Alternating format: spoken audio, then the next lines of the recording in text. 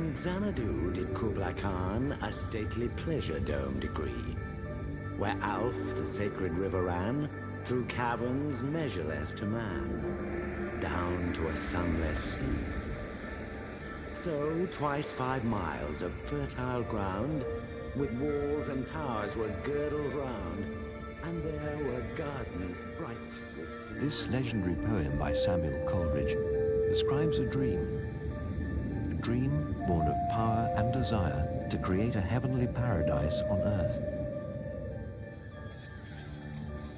For here, Kublai Khan, the supreme Mongol warlord, built a summer dream palace at Xanadu. Kublai Khan's dream has turned to dust, lost except in myth. But his magical palace of Xanadu did exist, a noble capital founded in 1256 on the edge of the Mongolian steppe. Its echo resonates across centuries and continents. For Kublai Khan's dream marked the dawn of the age of great palaces, an age when absolute power and wealth combined to create a glittering world of imperial splendors.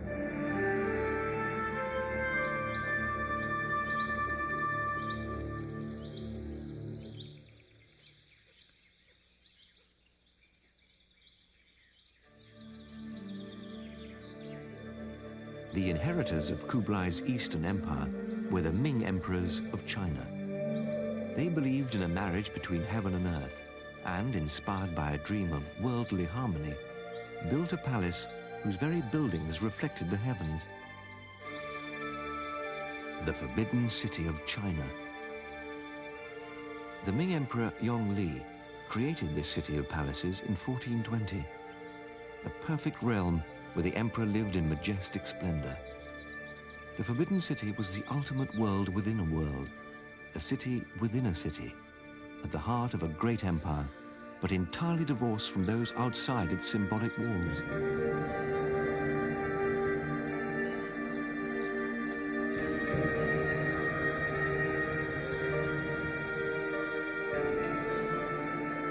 Only the emperor and his consort could enter this rarefied palace through the Meridian Gate, the central entrance to the Forbidden City, on an axis in perfect alignment to the imperial dragon throne. One consort who understood and mastered this secret world at its zenith was Cixi, the notorious dragon empress of the 19th century. Cixi entered the Forbidden City in 1852 as a humble concubine, but quickly rose to become one of the most powerful consorts within the palace. Her extravagance and decadence became legendary. She is still remembered today, as recalled by Professor Li Shanlin. My grandfather worked in the Forbidden City. He was the commander-in-chief of the palace guards, so he was in charge of the security for emperor and empress. Especially their food must be away from poison. So my grandfather was watching all the palace cooks. You see, from the first emperor of the Qing dynasty to the last one, no one was ever poisoned. So my grandfather's work was very important. The palace kitchens in the Forbidden City were divided into many parts. Just for the Empress Dowager Cixi, the Dragon Lady, there were about 128 best chefs in China, only serving her. And one chef only cooked one dish all his life, so he could cook it the best. In the Forbidden City, just for Empress Dowager's evening meal, about 150 different dishes were prepared, but she only ate a tiny part of it. The secrets of imperial court cuisine have not been lost. The full glory and richness of imperial dishes are still prepared by Li Shanlin, as passed down by his grandfather. Sometimes my grandfather tasted the food with a silver chopstick. If the chopstick became tarnished, the food was poisonous. If it did not turn black, it means no poison. Cixi became the effective ruler of China through her total domination of a succession of young and inexperienced emperors. Hoping to continue her supremacy, she arranged for her grandnephew, Puyi, while still a child, to succeed to the throne. The new child emperor recorded in his diaries that he was immediately immersed into a world of elaborate ritual. He recalled seeing Cixi in procession. Even a simple walk was a matter of high ceremony. At the head marched a eunuch whose function was like that of a car horn. He walked 30 yards in front of the others, constantly hissing "shh, shh" to shoo away people in the vicinity. He was followed by two of the higher eunuchs walking like crabs on both sides of the path, behind which came the main group of the procession and the Empress Dowager.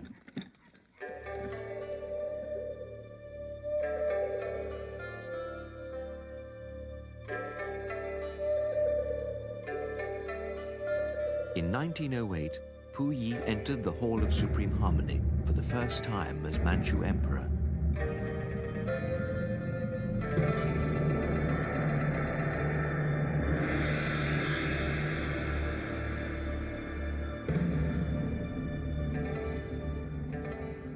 He described the occasion in his memoirs.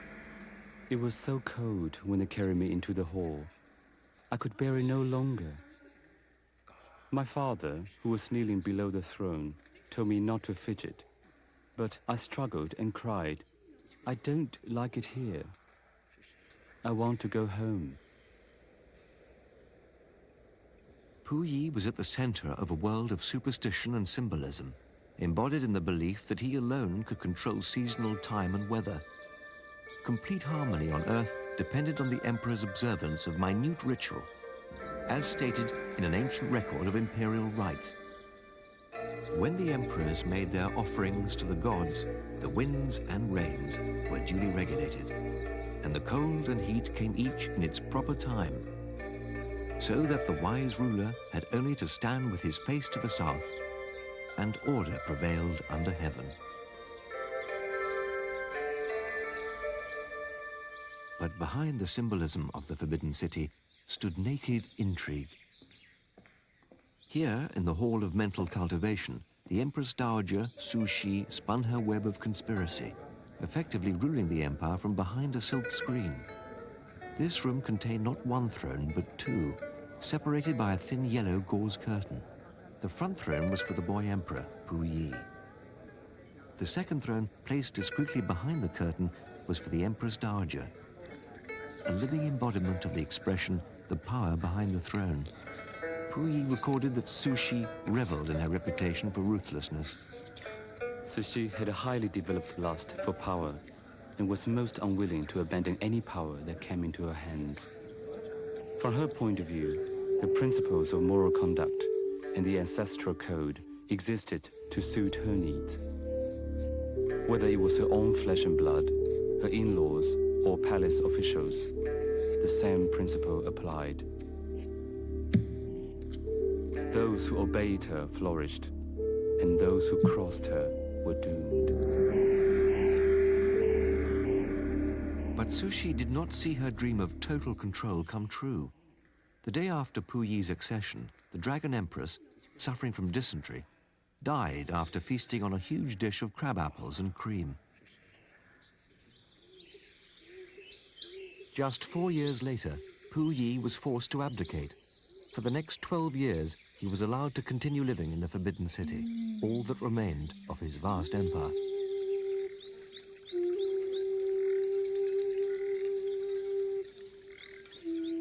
As a young man, he would seek solace within the beauty of the palace garden of peaceful longevity. Here he would sit with his brother, Puji, and friends, reciting poetry that expressed his feelings of isolation. The blossom is out on the cherry tree, with a flutter on every spray. Dost think that my thoughts go not out to thee? Ah, why art thou so far away? Puyi would sip wine from porcelain cups that floated along a watercourse built in the shape of the Chinese Ruyi character, which means whatsoever you desire. Puyi would attain few of his desires. As time passed, he found himself embroiled in the turmoil of a new era.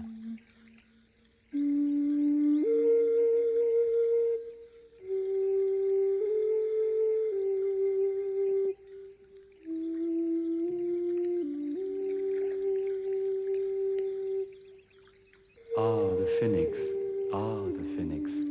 Now is virtue lying prone. 'Tis vain to fret for what is over, so plan to meet what's yet in store.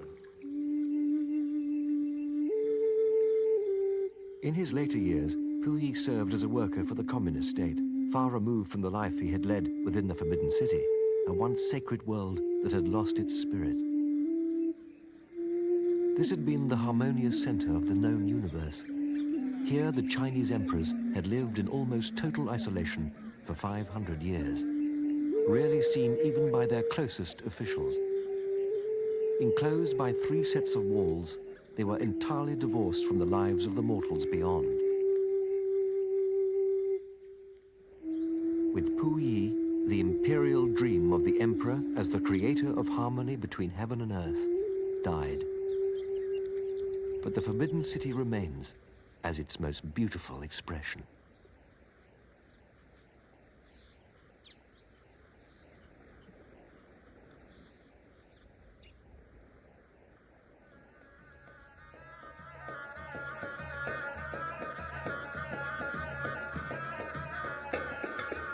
In 1453, the Turkish Sultan Mehmet the Conqueror captured Constantinople. From the ruins of the old Byzantine Christian city grew Istanbul, and the new capital of the Ottoman Empire. Mehmet dreamt of a Muslim empire that would span the known world from east to west and would last forever. And in Istanbul, Mehmet built the palace of Topkapi, the empire's beating heart. It was a heart with many chambers.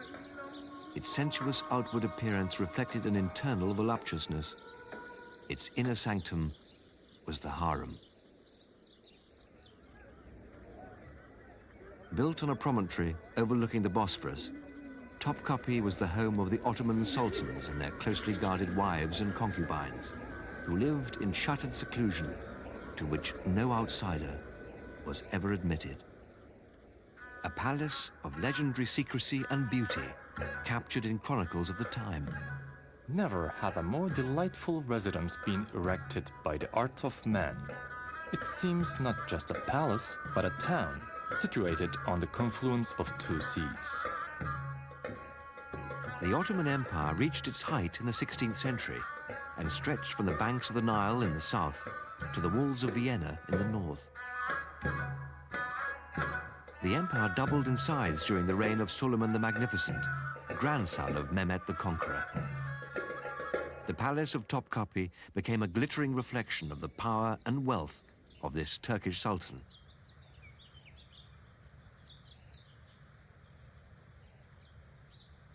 Topkapi was a hotbed of intrigue and contradiction, for the power of these Muslim sultans depended upon an elite regiment of Christian soldiers, the Janissaries. They were seized while still children from conquered Christian families and were brought up as a privileged military caste within the palace itself. They held the balance of power, and often their favorite prince became the next sultan. Another of the most feared men within the sultan's service was the chief executioner, who lived here in the Gate of Salutations. When not called upon to execute his duties, he also functioned as the head gardener. The chief executioner was on hand to add an element of fear to the deliberations of the Grand Vizier and the Sultan's other ministers. The council met in the second court, or Diwan, to discuss matters of state.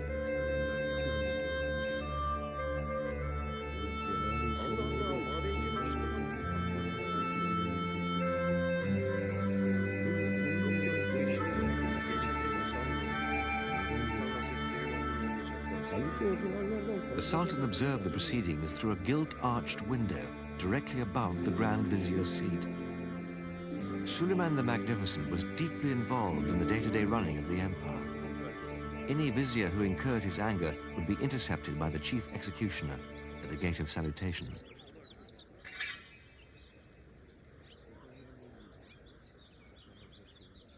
The vizier's severed head would be chillingly displayed by the executioner's fountain as an eloquent warning to his successor. Poets mused on this tyrannical trail of power. The lifeblood of the Ottoman Empire seems to ebb in ever-decreasing circles, from the provinces to the capital, from the capital to the citadel of the Topkapi Palace, and finally to the inner sanctuary of the harem itself. When not overseeing affairs of state, Suleiman relaxed within the House of Felicity, the private residence of the Sultan, the royal relatives and servants. The Gate of Felicity marked the entrance to this inner sanctum. Those admitted did not return. The harem was a labyrinthine world of secrecy and sexuality, a whispering world containing 400 rooms linked by winding stairways, tortuous passages, sunny courtyards, and even secret rooms within rooms. Sudanese eunuchs, guardians of the Sultan's household, were on permanent patrol in this courtyard. The Kisler Aga, or chief eunuch, had enormous authority within the harem. He could arrange for a beautiful woman to be placed where she would be certain to catch the Sultan's eye.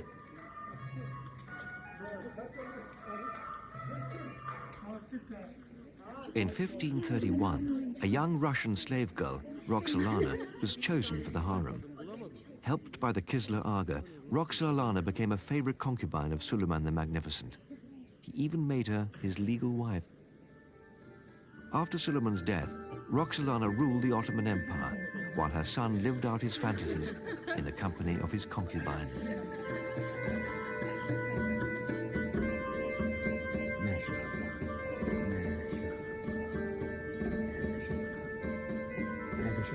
Roxolana created a shift of power from the Sultan to the women of the harem that lasted for the next 100 years.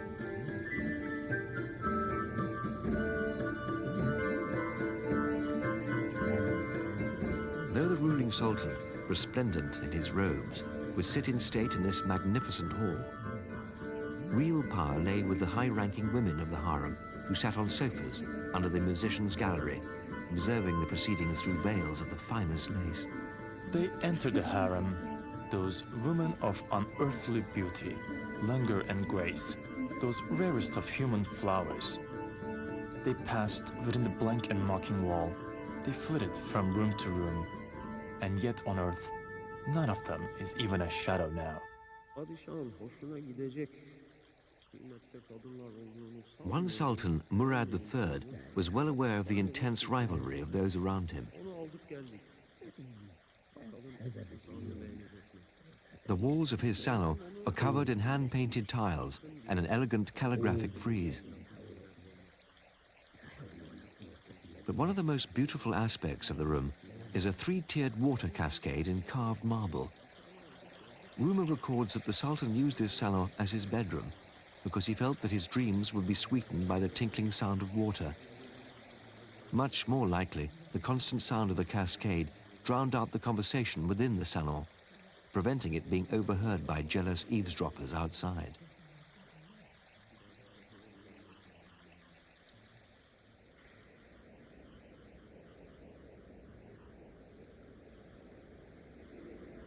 The Sultans lived in opulent splendor. Every room within the harem was designed to appeal to the senses. The cumulative effect created a heady atmosphere to which some sultans became addicted. They were as much prisoners in their gilded jail as any of their concubines.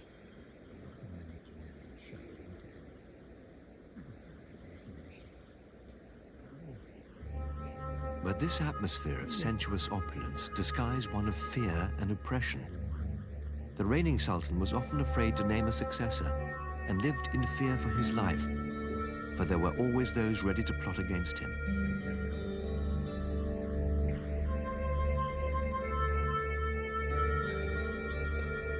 new sultan could have all his brothers and stepbrothers put to death, leaving no other claimants to power.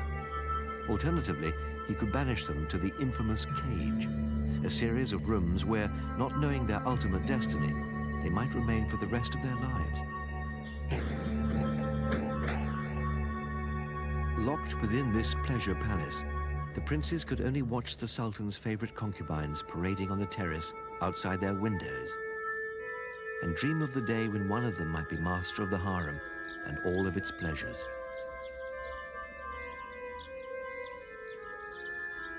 The harem may have ensured that there would always be a prince available to succeed, but eventually it seeded the end of the Ottoman dream. The harem became a garden of indulgence and lust. Too many sultans were trapped within the tangled web of Topkapi, neglecting the harsh reality of the world outside.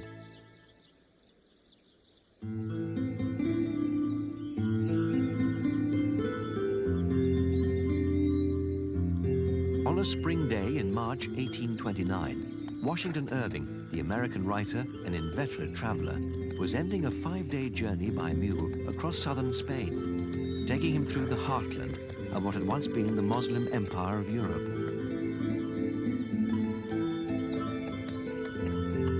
His destination was the old Moorish city of Granada and the great fortress which dominates it, the Alhambra. He had come in search of a dream, a long-lost palace waiting to be rediscovered. The Alhambra is one of the finest legacies of the 800-year-long civilization of the Moors. The Moors invaded Spain from the north of Africa in the 8th century. They dreamt of spreading the Islamic faith across this Christian continent. Their Arabic roots were the foundations for building the most sophisticated culture in Europe, centered on a life of refinement and romance.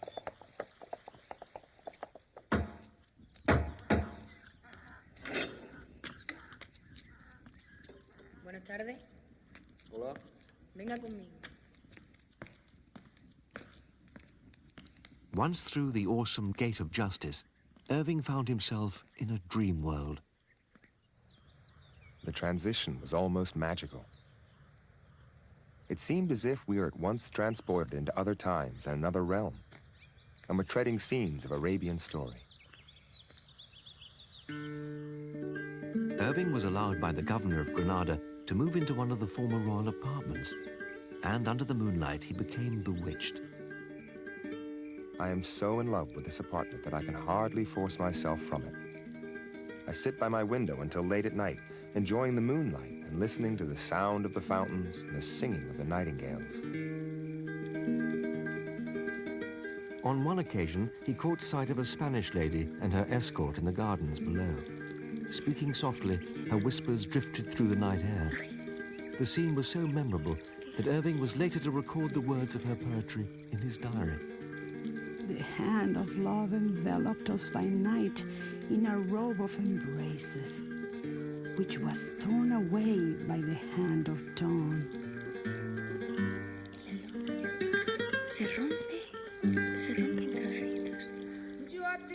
Y las paredes parece que están llenas de agua. Mira las ondas.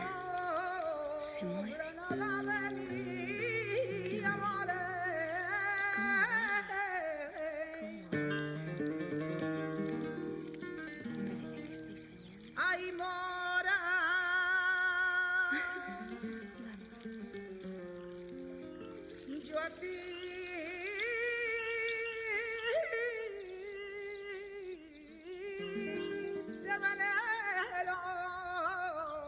When Irving entered the Alhambra, or Red Castle, he was immediately struck by the balance between the exquisite gardens and the palatial interiors. To the Moors, the garden was a symbol of paradise realized on earth.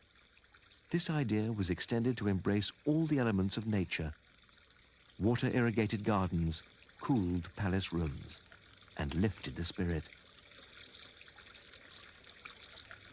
Washington Irving had discovered a world of pure poetry. As echoed in Samuel Butler's eloquent words, the Moors believe Granada lies directly under paradise, and that they differ both no more than the upper rooms do from the floor.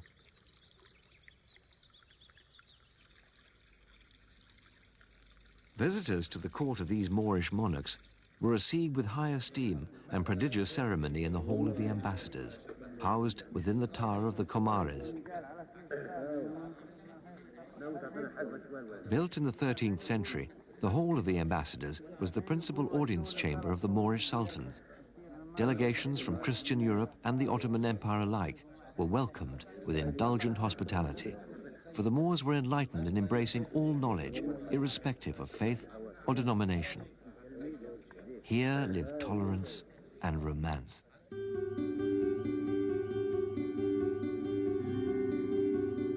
As Islam forbids the depiction of the human form, Moorish artists searched for alternative paths to express their genius. They wove abstract patterns which spiral and zigzag in maze-like complexity across the walls of the palace.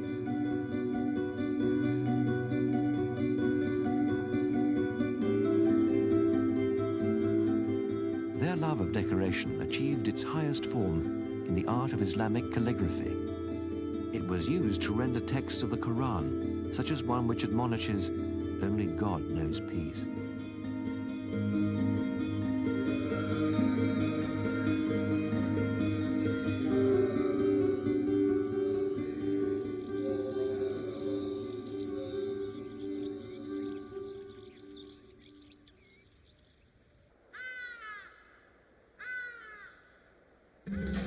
The beauty of the hall of the Abencerrages disguises a brutal event, for it was here that the ruling Sultan Boabdil, in a desperate bid to hold on to power, slaughtered an entire delegation.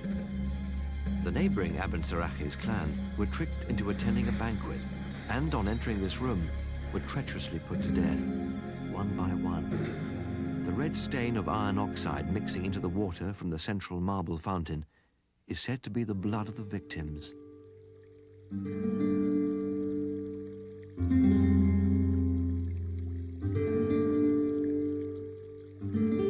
Despite such brutal feuding, the Alhambra remains a palace of sublime beauty.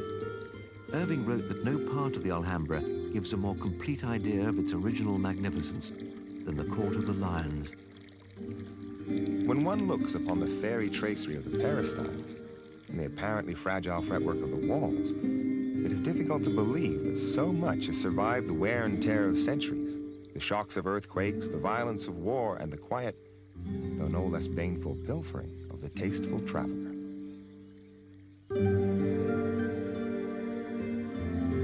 There is a mood of delicious languor among these beautiful remains of Arab magnificence. The delightful tranquility and beauty of the place have combined to fix me here as with a spell. I wander by day and night through great halls, decorated with beautiful reliefs where there is everything assembled to delight the senses, yet where there is not a living being to be seen.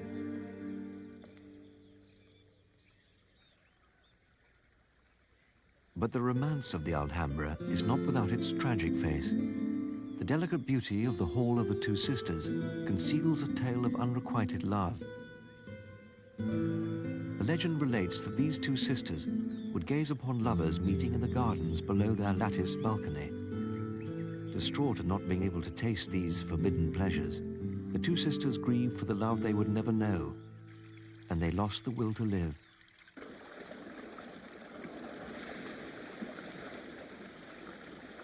The Moors, lovers of legend, were also great engineers. They built sophisticated aqueducts to collect rainwater from the snow-clad Sierra Nevada to irrigate their glorious gardens in Granada's baking summer heat. Nourishing flower beds and trees and feeding gently bubbling fountains and fish ponds.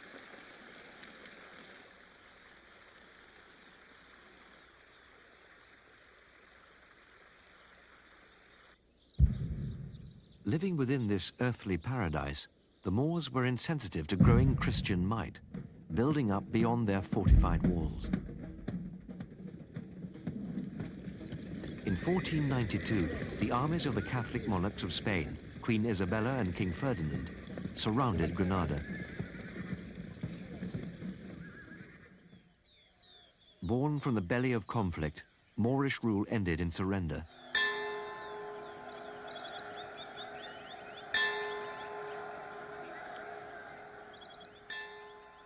witness of the collapse of the Moorish capital was Christopher Columbus. On the 2nd day of January, I saw the royal banners of your highness placed by force of arms on the towers of the Alhambra, and I saw the Moorish king kiss the royal hands of your highness. Sultan Boabdil, the last Muslim ruler of Granada, left the Alhambra through a little-used gate. He preferred to preserve this Moorish jewel than risk all for the glory of a holy war. He met the Christian king outside the city. Before going into exile, he handed over the keys. These are the last relics of the Arabian Empire in Spain. Such is the will of God. Boabdil turned for a final look at his beloved Alhambra. He could not hold back the tears. When did misfortune ever equal mine? He mourned. His mother was unforgiving. You do well to weep like a woman for what you failed to defend like a man. 400 years later, when Washington Irving left the Alhambra for the last time, he was determined to revive the dream of Moorish Spain. His parting reflections echo his love of the Moors.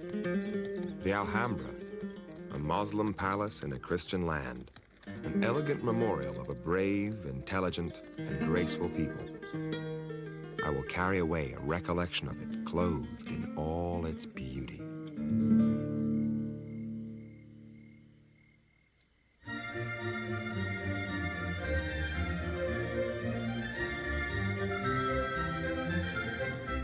The Imperial Russian Summer Palace at Tsarskoye Selo was designed to impress.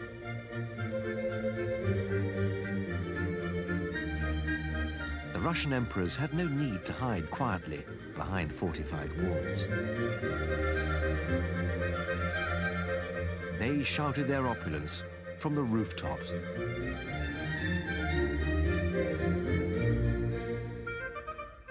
In 1752, Empress Elizabeth, the daughter of Peter the Great, began the creation of one of the finest palaces on earth. She thought in terms of the magnificence of Versailles and dreamt of creating a perfect palace that would evoke wonder and envy even among the richest royalty of Europe.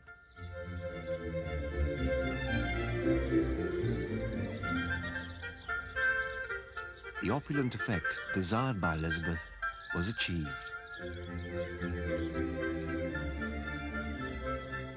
The three-story facade of the palace, nearly 1,200 feet in length, is said to be the longest in the world, and everything about the palace was on a similar stupendous scale.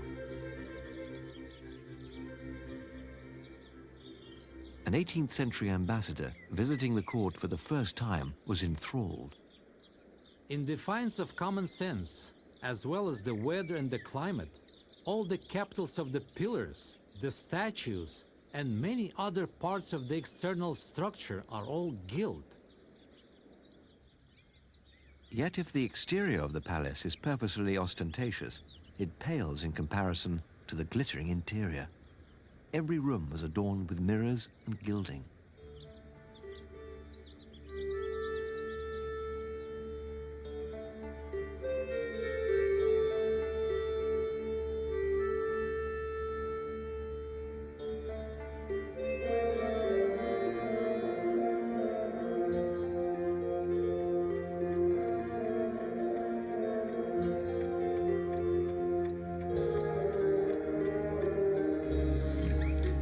One suite even surpassed the Baroque exuberance of Versailles. This was Rastrelli's masterpiece, and it became known as the Golden Enfilade, or Passage.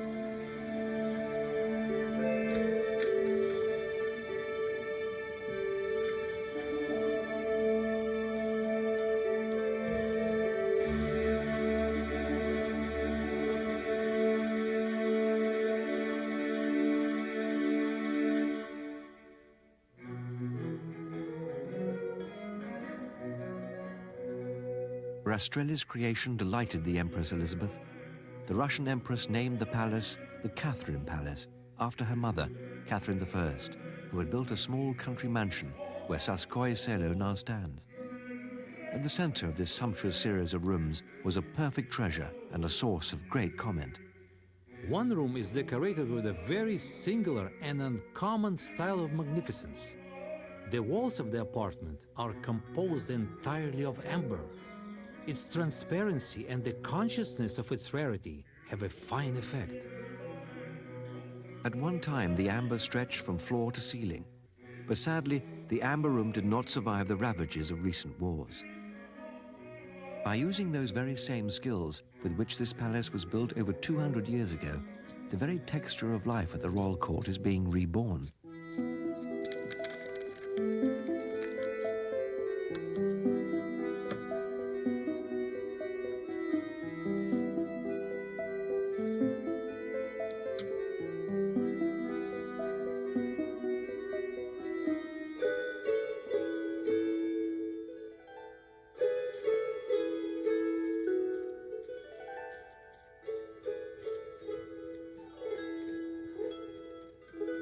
Even the golden enfilade, which was severely damaged by war in 1944, has been faithfully transformed back to the original purity of Elizabeth's day.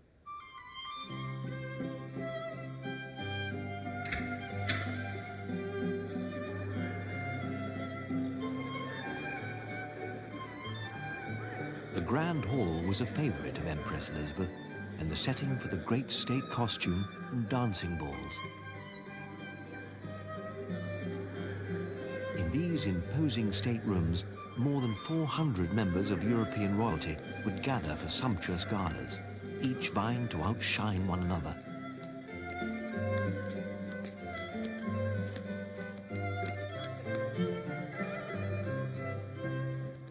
Elizabeth loved glitter and saw her palace as an ornate setting in which she was the brightest jewel.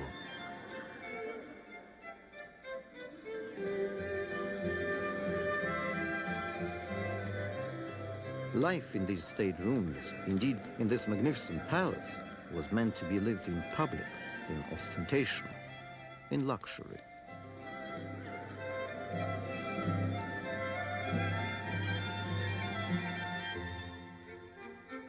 Even the stylized dance steps of the time reflected the pomp and circumstance, endless ritual and court intrigue that made up life at the palace.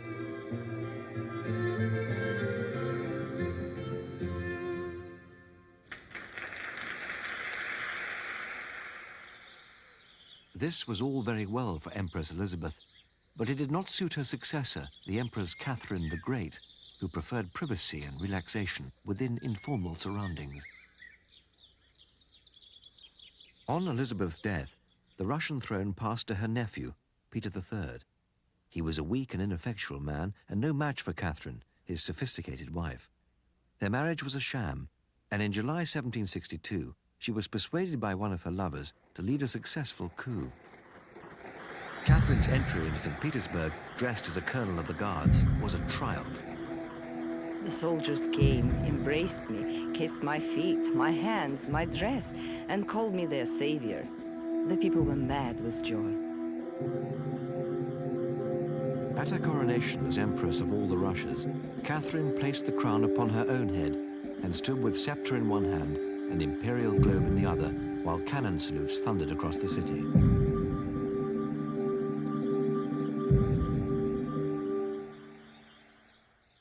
Catherine the Great loved Tsarskoye Selo.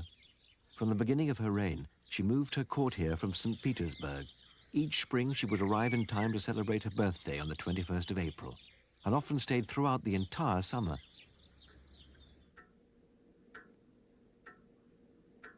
Catherine wanted Russia to be an enlightened haven for Western art and culture. When she became empress, the imperial collection contained only a dozen classic paintings. Catherine sent ambassadors to scour Europe to acquire the best collections available and soon built up a gallery containing nearly 4,000 canvases.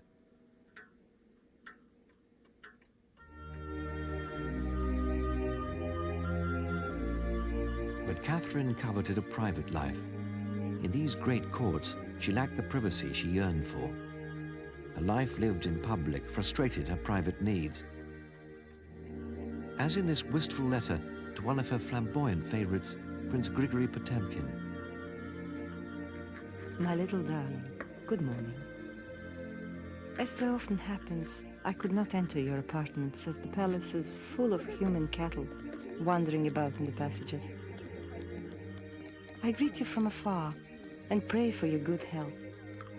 You well know that I love you so much. I can't express my feelings. Another of Catherine's great passions was for the gardens. The more one builds, the more one wants to build. It's like drinking, She confided. Catherine adored the English style of landscape design. She turned the water's edge of the great pond into a dream world of quirky pavilions and summer houses, conceived in a jubilee of styles. Above all, she wished life for her guests at Zaskoye Selo to be a summer-long idyll. Here, the court floated on gilded boats, watching regattas of gondolas. Catherine had a great sense of fun. Wishing to capture the pleasures of the winter ice hill rides, Catherine commissioned a magnificent sledging hill or flying mountain that could be used throughout the year.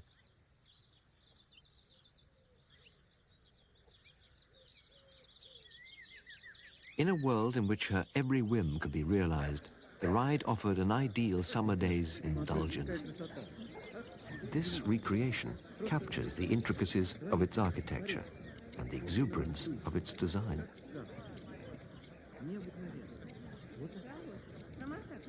In a flight of midsummer madness, Catherine had invented the roller coaster, a ride not without its dangers. The ladies and gentlemen of the court sit on the sledges, and they are set going at the top and flying down to the bottom.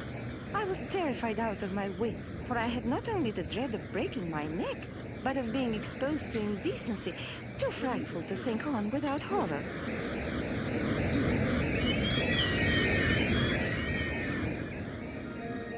Catherine the Great was indeed a monarch with a love of life. She had seen the imperial Russian dream of preeminence realized in the full sweep and extravagance of the summer palace at Zaskoye Selo, a gilded monument that heralded the dawn of an age of privilege and personal fantasy.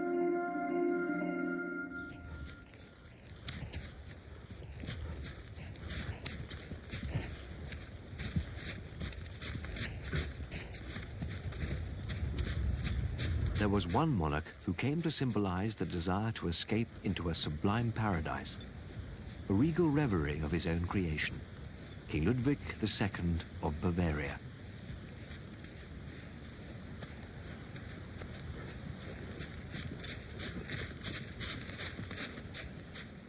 King Ludwig hated the day. He traveled only at night, returning home as dawn broke. Shy and naive, he succeeded to the throne of Bavaria after his father's early death in 1864. As his reign progressed, his passion to recreate the whimsical dream palaces of his youth intensified. His ornate bedroom offered one of the most spectacular views to be seen anywhere in the Bavarian Alps. He chose this spot to build his favorite castle because of his deep love of nature.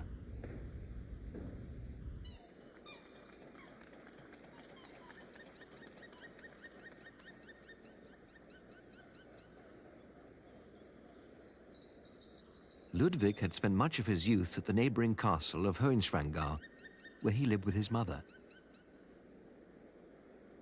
Gazing at the overhanging mountain, Ludwig wrote to his friend and confidant, Richard Wagner. I propose to rebuild the ancient castle ruins near the Pollard Falls in the genuine style of the old German knights' castles. I must tell you how excited I am at the idea of living there. The spot is one of the loveliest that can be found. It will be far more beautiful than the lower-lying Hohenschwangau, which is defiled each year by the prosaic presence of my mother. Inspired as much by Wagner's music as by his own fantasies, he embarked on the construction of Neuschwanstein.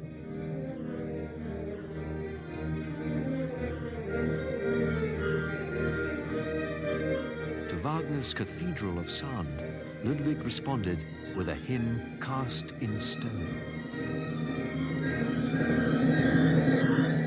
Constructed from the limestone on which it stands, the castle is virtually a man-made extension of the mountain. a symphony of spires.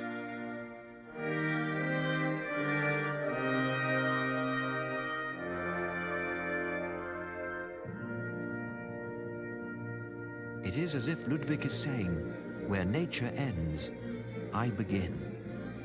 He sought to recreate a past that never existed. Disenchanted with himself and his times, he created a dream at the top of a mountain, an inaccessible palace.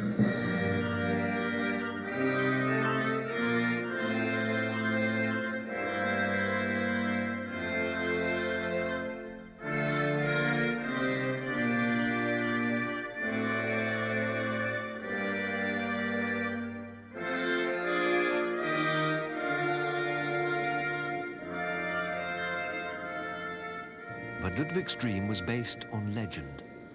Neuschwanstein was a projection of his imagination, a fairy tale brought into existence. Ludwig's first inspiration for Neuschwanstein was the minstrel's hall. It existed in his mind before a single plan for the castle. Ludwig had seen Wagner's medieval opera, The Master Singers of Nuremberg, and resolved to create a hall in its honor. Ludwig became increasingly captivated by another Wagnerian hero, Parsifal, whose combination of knightly prowess and moral purity he wished to emulate.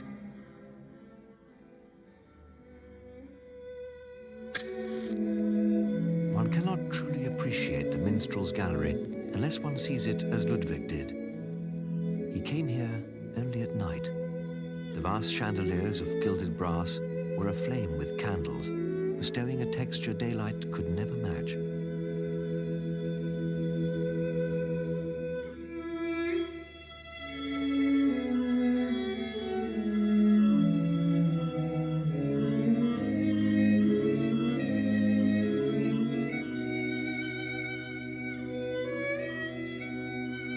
Characters from medieval legend that festooned the walls seemed to come alive in the candlelight, as if enchanted.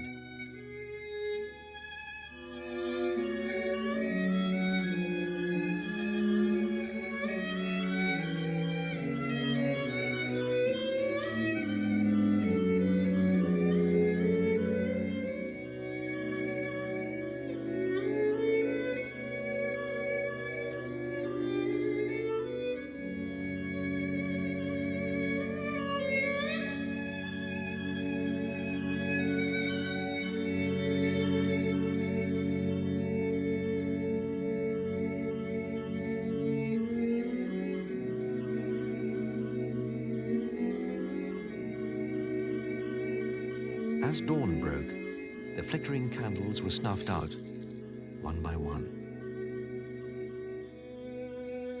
The legendary heroes and heroines seemed to return to the shadows of the grand tableau in which they had been set by the painter's brush. In keeping with the monarch's love of the night, motifs depicting the moon and the stars infused the whole palace.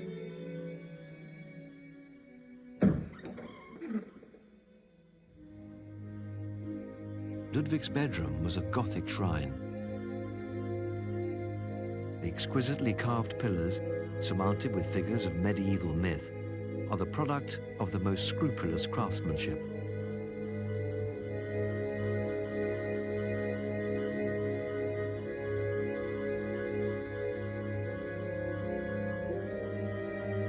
Wall paintings recall the legend of Tristan and Isolde, the ill-fated lovers, seen here at their final parting.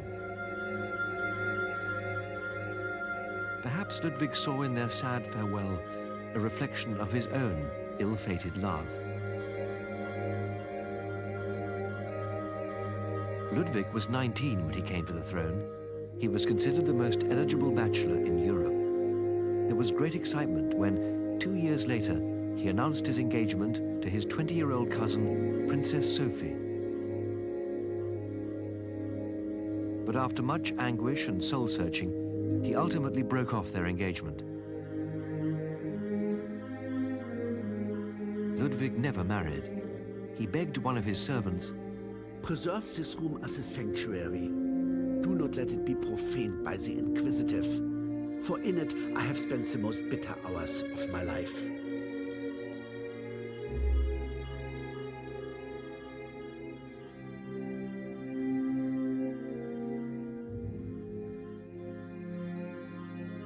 The tapestry gracing the walls of his study depicts scenes from Tannhauser, another of Wagner's masterpieces.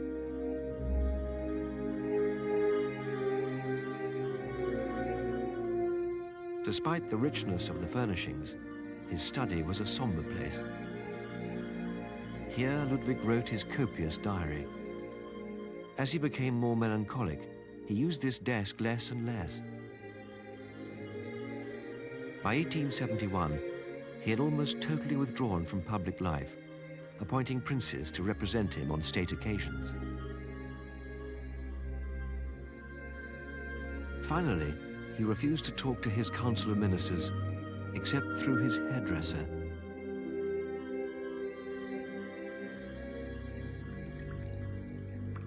Never far from fantasy, Ludwig had a grotto built opposite his bedroom.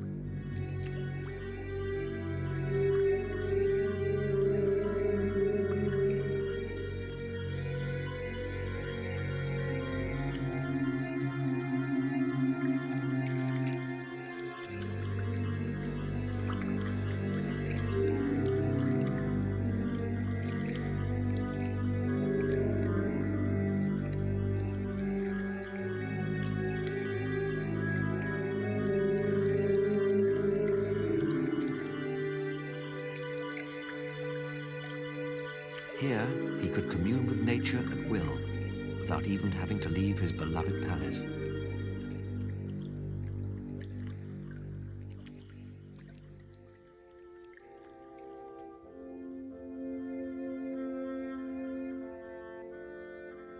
The room that was the key to Ludwig's castle was the throne room.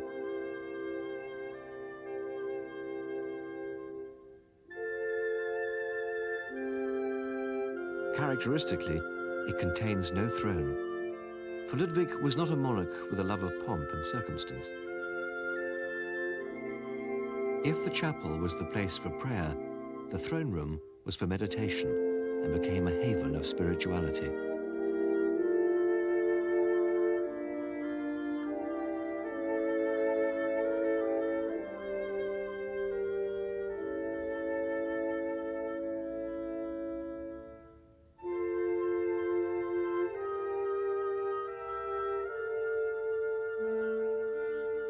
Ludwig became increasingly morbid and constantly turned his thoughts to abdication and the virtual impossibility of his own personal salvation.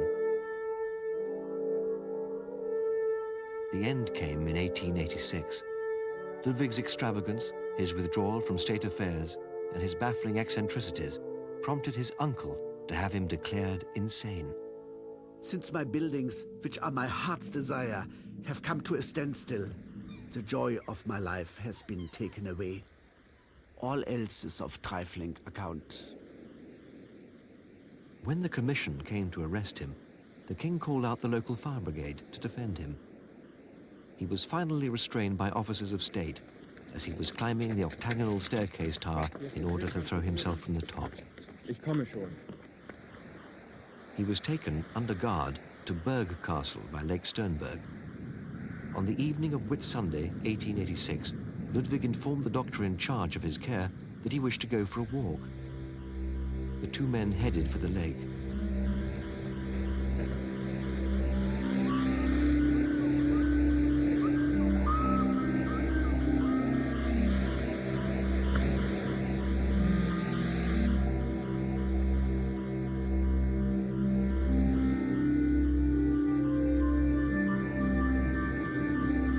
Later, when they did not return, a frantic search began. Two bodies were found floating in the water.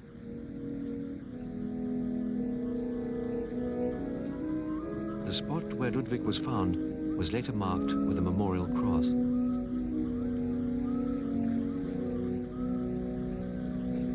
Were the two deaths pure accident, a double suicide, or a strange case of murder and suicide?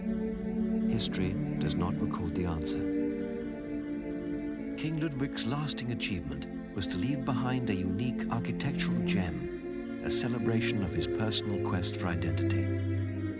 Towards the end of the 19th century, monarchs were losing power and influence. Without their wealth, the age of the Dream Palace had come to an end. The dream had begun at Xanadu on the edge of the Gobi Desert, embracing every form of indulgence and gratification. It finally ended with Ludwig's greatest triumph at Neuschwanstein. A dream cracked, mirrored in the closing words of Coleridge's epic poem. I would build that dome in air, that sunny dome, those caves of ice, and all who heard should see them there, and all should cry, beware, beware. His flashing eyes, his floating hair. Wave a circle round him thrice, and close your eyes with holy dread, for he on honey dew hath fed, and drunk the milk of paradise.